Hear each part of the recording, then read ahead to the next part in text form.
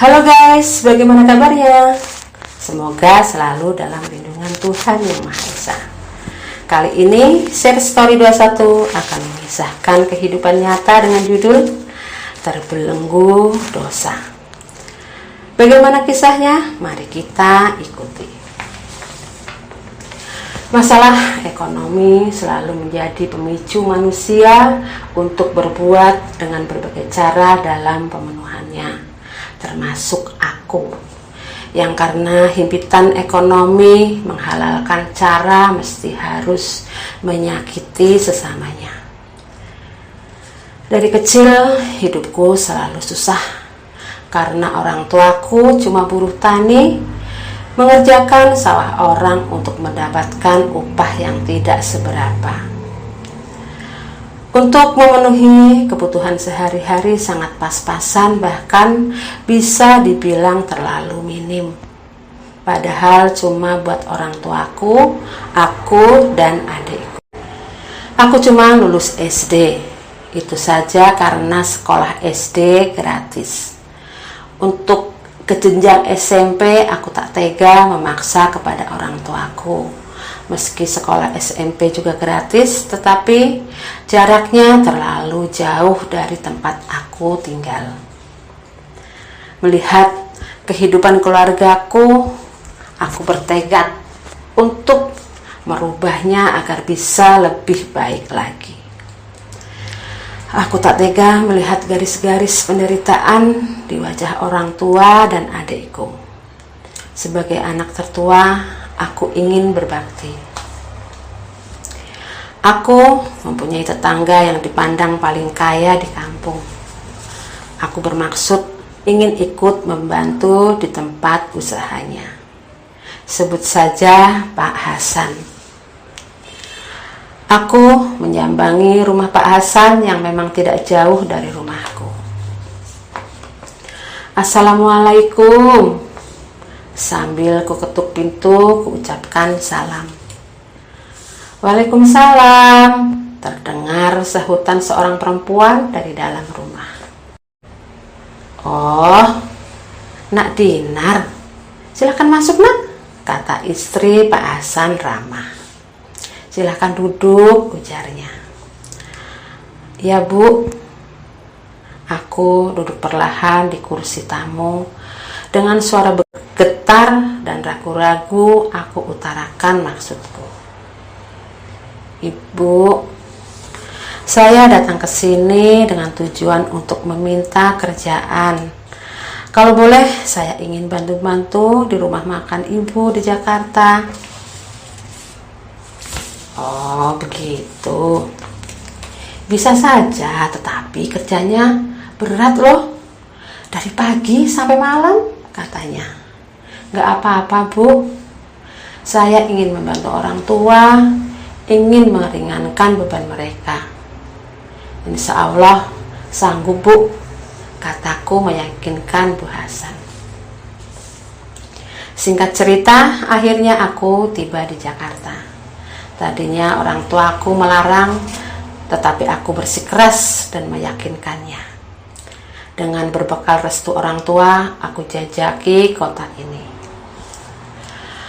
Aku ditempatkan di rumah makan cabang yang kedua. Rumah makan itu ditangani anak Pak Hasan yang satu-satunya. Nak Dinar, kamu bantu-bantu di tempat Mas Budi ya. Kasihan, istrinya lagi hamil anak pertama. Biar jangan kerepotan, kata Bu Hasan. Nggih Bu, jawabku. Kumulai hari-hariku dengan kegiatan baru. Aku sangat senang. Ternyata tak seberat yang aku bayangkan, karena di situ sudah ada Pak Marno dan Bu Siti yang membantu. Rumah makan itu cukup besar, ada 2 kamar, sehingga aku tak usah repot-repot tinggal di kontrakan. Sekitar 5 bulan aku tinggal, istri Mas Budi pulang kampung untuk melahirkan. Akhirnya, kedai tutup dulu dan aku membantu di tempat Pak Hasan. Pagi-pagi berangkat, dan malam hari aku pulang ke rumah makan Mas Budi. Setelah 3 bulan, Mas Budi balik lagi, tetapi tidak ditemani istrinya karena anaknya masih terlalu kecil. Akhirnya rutinitasku kembali normal seperti biasanya. Dan ternyata inilah awal mulainya kehidupanku yang penuh dengan dosa. Awalnya Mas Budi cuma sekedar melirik, cuma sekedar bercanda.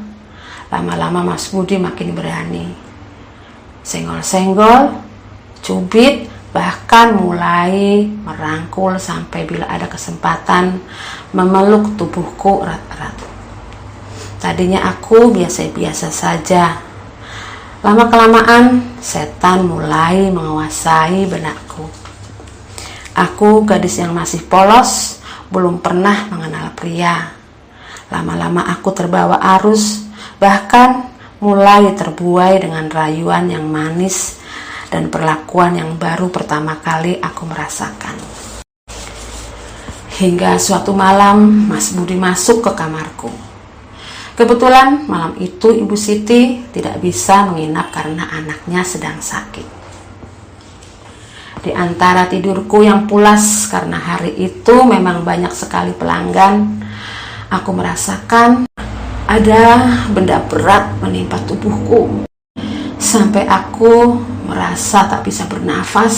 Aku pun tersentak kaget karena di atas tubuhku ternyata Mas Budi. Aku berontak sekuat tenagaku, ku tendang, ku dorong tubuhnya. Tetapi apa dayaku dibanding dirinya yang sudah dirasuki setan. Akhirnya terjadilah apa yang sebenarnya tidak boleh dilakukan. Ya Allah, kenapa ini bisa terjadi? Aku harus bagaimana? Aku cuma bisa menangis sedih. Mas Budi pun menghiburku dengan kata-kata manisnya.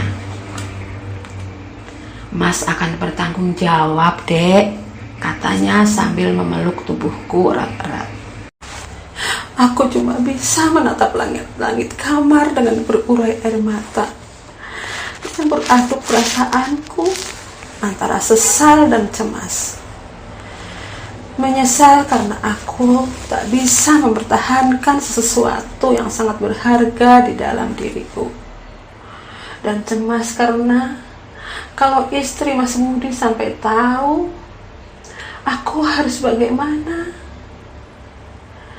Terbayang wajah ayah, ibu, dan adikku. Padahal mereka sedang senang-senangnya menikmati hidup yang tidak sesusah dahulu. Akhirnya aku hanya bisa pasrah dengan keadaan ini. Aku berusaha tegar menjalani hidup. Kutapaki jalan-jalan yang penuh berlumpur dan penuh dosa ini.